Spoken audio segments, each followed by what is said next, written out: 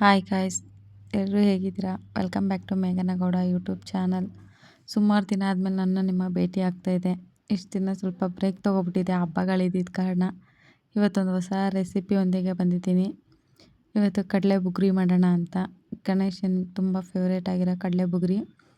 ಕಡಲೆಕಾಳು ಒಂದು 4ರಿಂದ 5 ಅವರ್ ನೆನೆಸಿಟ್ಕೋಬೇಕು. ರುಬ್ಬೋದಕ್ಕೆ ಬೆಳ್ಳುಳ್ಳಿ, ಮೆಣಸಿನ್ಕಾಯಿ, ಶುಂಠಿ ಹಾಕ್ಕೊಳ್ಳಿ, ರುಬ್ಕೊಳ್ಳಿ. ಆಮೇಲೆ ಸ್ವಲ್ಪ ಕೊತ್ತಂಬರಿ ಸೊಪ್ಪು ಹಾಕ್ಕೊಂಡು ರುಬ್ಕೊಳ್ಳಿ. ನೋಡಿ ಇಷ್ಟು. ನೀವು ಯಾವ ಪ್ರಮಾಣದಲ್ಲಿ ಮಾಡ್ತೀರಾ ಆ ಪ್ರಮಾಣದಲ್ಲಿ. ಕಡಲೆ ಬುಗ್ರಿ ಅಂದರೆ ಸ್ವಲ್ಪ ಸ್ಪೈಸಿಯಾಗಿ ಚಾಟ್ ಥರ ಇರಬೇಕು. ದೇವ್ರಿಗೆ ನೈವೇದ್ಯಕ್ಕೆ ಮಾಡಿದ್ರೆ ಈರುಳ್ಳಿ ಬಳಸಬೇಡಿ. ದೇವ್ರ ನೈವೇದ್ಯಕ್ಕಲ್ಲ ಅಂದರೆ ಈರುಳ್ಳಿ ಬಳಸ್ಕೊಳ್ಳಿ. ನೋಡಿ ಅದು ರುಬ್ಕೊಳ್ಳೋಂಡೆ. ಈಗ ಕಡಲೆನೇ ಚೆನ್ನಾಗಿ ನೆಂದಿದೆಯಲ್ಲ, ಒಂದು ಸ್ವಲ್ಪ ಉಪ್ಪು ಹಾಕ್ಬಿಟ್ಟು ಕೂಗಕ್ಕೆ ಇಡೀರಿ. 1-2 ವಿಷಿಲ್ ಆದರೆ ಸಾಕು, ಕೂಗುತ್ತೆ, ಚೆನ್ನಾಗಿ ಬೆಂದಿರುತ್ತೆ. ಕೈಯಲ್ಲಿ ಹಿಂಗೆ ಅಂದ ತಕ್ಷಣ ಅದು ಪೀಸ್ ಆಗಬೇಕು, ಆ ಥರ ಬೆಂದಿರಬೇಕು ಕಡಲೆ. ಹಾಗೆ ಟೇಸ್ಟ್ ಚೆನ್ನಾಗಿ ಬರೋದು. ಒಗ್ಗರಣೆಗೆ ಆವಾಗಲೇ ತೋರಿಸಿದ್ದಲ್ಲ ಹಾಗೆ ಈರುಳ್ಳಿ, ಮೆಣಸಿನ್ಕಾಯಿ, ಕೊತ್ತಂಬರಿ ಸೊಪ್ಪು, ಕರ್ಬೇವಿನ ಸೊಪ್ಪು, ನಿಂಬೆಹಣ್ಣು ನಾನು ತೋರಿಸಿಲ್ಲ, ಲಾಸ್ಟಲ್ಲಿ ಆ್ಯಡ್ ಮಾಡಿಕೊಂಡೆ. ಆ ಕ್ಲಿಪ್ಪು ಮಿಸ್ ಆಗಿದೆ. ನಿಂಬೆ ಹುಳಿ ಹಾಕ್ಕೊಂಡ್ರೆ ತುಂಬ ಟೇಸ್ಟ್ ಚೆನ್ನಾಗಿರುತ್ತೆ. ಸೊ ಅದಕ್ಕೆ ನೋಡಿ, ಇವಾಗ ಸ್ಟವ್ ಆನ್ ಮಾಡಿಕೊಂಡು ಒಂದು ಬಾಣಲಿ ಇಟ್ಕೊಂಡು, ತಿರ್ಗೋಕ್ಕೆ ಸ್ವಲ್ಪ ಸ್ಪೇಸಸ್ ಆಗಿರೋ ಬಾಣಲಿ ಇಟ್ಕೊಳ್ಳಿ. ಎಣ್ಣೆ ಹಾಕ್ಕೊಂಡು ಸಾಸಿವೆ ಹಾಕ್ಕೊಂಡಿದ್ದೀನಿ ಒಗ್ಗರಣೆಗೆ.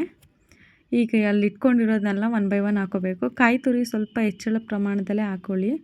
ಟೇಸ್ಟ್ ತುಂಬ ಎನ್ಹಾನ್ಸ್ ಆಗುತ್ತೆ ಕಾಯಿ ತುರಿ ಇದರಿಂದ. ನೋಡಿ, ಮೆಣಸಿನ್ಕಾಯಿ ಹಾಕಿದ್ದೀನಿ. ಮೆಣಸಿನ್ಕಾಯಿ ಸ್ವಲ್ಪ ಚಿಟಪಟ ಅಂದಮೇಲೆ ಈರುಳ್ಳಿ ಹಾಕ್ಕೊಂಡು ಸ್ವಲ್ಪ ಬಾಡಿಸ್ಕೊಳ್ಳಿ. ಇದನ್ನು ಬೇಯಿಸಲ್ವಲ್ಲ, ಸೊ ಅದಕ್ಕೆ ಎಣ್ಣೆಲೇ ಸ್ವಲ್ಪ ಚೆನ್ನಾಗಿ ಬಾಡಿಸ್ಕೊಳ್ಳಿ. ಆ ಸ್ಮೆಲ್ಲೆಲ್ಲ ಹೋಗಬೇಕು, ಅದಕ್ಕೆ ಆ ಥರ. ಈರುಳ್ಳಿ ಎಲ್ಲ ಸ್ವಲ್ಪ ಚೆನ್ನಾಗಿ ಇದಾದಮೇಲೆ ಕರ್ಬೇವಿನ ಸೊಪ್ಪು ಹಾಕ್ಬಿಡಿ.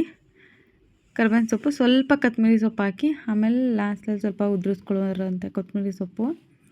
ಈಗ ಒಗ್ಗರಣೆಯಲ್ಲಿ ಬೆಂದಾಗ ಕೊತ್ತಂಬರಿ ಸೊಪ್ಪು, ಕರ್ಬೇವಿನ ಸೊಪ್ಪು ಫ್ಲೇವರ್ ಚೆನ್ನಾಗಿ ಬಿಡುತ್ತೆ. ಸೊ ಅದಕ್ಕೆ ಈಗ ರುಬ್ಬಿಟ್ಕೊಂಡಿದ್ವಲ್ಲ ಅದು ಪೇಸ್ಟು, ಮೆಣಸಿನ್ಕಾಯಿ, ಶುಂಠಿ, ಕೊತ್ತಂಬರಿ ಸೊಪ್ಪು, ಬೆಳ್ಳುಳ್ಳಿ ಎಲ್ಲ ಹಾಕಿ ಅದನ್ನು ಹಾಕ್ಕೊಂಡು ಸ್ವಲ್ಪ ನೀರು ಹಾಕ್ಕೊಳ್ಳಿ. ಯಾಕಂದರೆ ಘಾಟಾಗಿಬಿಡುತ್ತೆ. ಅದು ಹಾಕಿದ ತಕ್ಷಣ ಕೆಂಬರೋ ಥರ ಘಾಟಾಗಿಬಿಡುತ್ತೆ. ಅದು ಹಾಕಿ ಸ್ವಲ್ಪ ಫ್ರೈ ಮಾಡ್ತಿದ್ದಂಗೆ ಸ್ವಲ್ಪ ನೀರು ಹಾಕ್ಕೊಂಡು ಅದಕ್ಕೆ ಸ್ವಲ್ಪ ಉಪ್ಪು ಹಾಕ್ಕೊಳ್ಳಿ. ಯಾಕಂದರೆ ಈಗ ನೀರು ಹಾಕಿದ್ದೀರಲ್ಲ, ನಾನು ಕಲ್ಲುಪ್ಪು ಯೂಸ್ ಮಾಡ್ತೀನಿ ಜಾಸ್ತಿ. ನೀವು ಯಾವ್ದಾದ್ರು ಯೂಸ್ ಮಾಡ್ಬೋದು. ಪುಡಿ ಉಪ್ಪಾರು ಯೂಸ್ ಮಾಡಿ, ಕಲ್ಲುಪ್ಪಾರು ಯೂಸ್ ಮಾಡಿ. ಯಾಕಂದರೆ ನೀರು ಹಾಕಿರ್ತೀರಲ್ಲ, ಕಲ್ಲುಪ್ಪು ಯೂಸ್ ಮಾಡಿದ್ರೆ ಏನು ಪ್ರಾಬ್ಲಮ್ ಆಗೋಲ್ಲ. ಈಗ ಉಪ್ಪು ಹಾಕ್ಕೊಂಡು ಸ್ವಲ್ಪ ಅರಿಶಿನ ಹಾಕ್ಕೊಳ್ಳಿ. ಆಮೇಲೆ ಕಾಯಿ ತುರಿ ಹಾಕ್ಕೊಳ್ಳಿ. ಅದು ನೀರು ಡ್ರೈ ಆಗೋಷ್ಟರಲ್ಲಿ, ಎಣ್ಣೆ ಬಿಡೋಷ್ಟರಲ್ಲಿ ಕಾಯಿ ತುರಿನೂ ಹಾಕ್ಕೊಂಡ್ರೆ ಅದು ಚೆನ್ನಾಗಿ ಡ್ರೈ ಆಗುತ್ತೆ. ಕಾಯಿ ತುರಿನೂ ಎಷ್ಟು ಚೆನ್ನಾಗಿ ಹುರ್ಕೋತೀವಿ ಅಷ್ಟು ಟೇಸ್ಟು ಎನ್ಹಾನ್ಸ್ ಆಗುತ್ತೆ. ನೋಡಿ, ಇವಾಗ ನೀರೆಲ್ಲ ಡ್ರೈ ಆಗಿದೆ.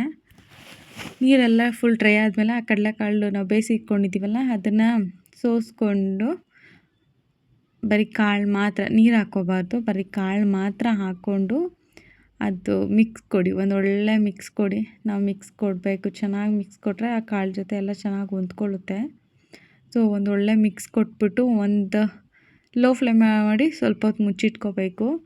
ಹಿಂಗೆ ಕಡಲೆ ಉಸ್ಲಿ ಮಾಡೋ ಥರನೇ ಸುಮಾರು ಕಡಲೆ ಬೀಜದಲ್ಲೂ ಉಸ್ಲಿ ಮಾಡ್ಕೋಬೋದು, ಹೆಸ್ರು ಕಾಳಲ್ಲೂ ಉಸ್ಲಿ ಮಾಡ್ಕೋಬೋದು, ಹುರುಳಿ ಕಾಳು ಉಸ್ಲಿ ಮಾಡ್ಕೋಬೋದು. ವೆರೈಟಿ ಉಸ್ಲಿ ಕೂಡ ಟ್ರೈ ಮಾಡಿ. ಇದೇ ಥರ ಪ್ರೊಸೀಜರ್ ಇರುತ್ತೆ.